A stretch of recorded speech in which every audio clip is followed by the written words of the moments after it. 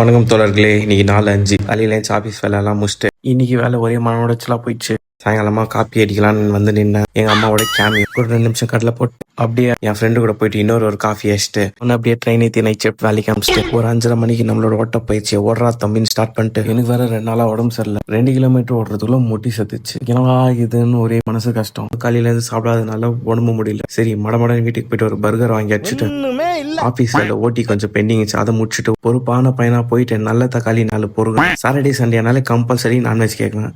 மற்ற நாள் சாப்பிட மாட்டியான்னு கேட்காதீங்க. மற்ற நாள் டெஃபினட்டா சாப்பிடுவேன். என்னதான் முட்டி வலி இருந்தாலும் முன்னேறணும்னு வெறி இருந்ததுனால அதை கைப்புள்ளன்னு 8 புஷ்அப்ஸ் 2 நிமிஷம் பிளாங்க் பண்றதுக்குள்ள பிளாட் ஆயிட்டேன்.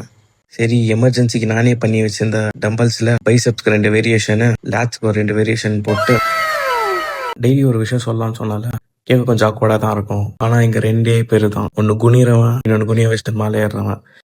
நீங்க யாருன்னு காலம்தான் பதில் சொல்லும் தோழர்களே.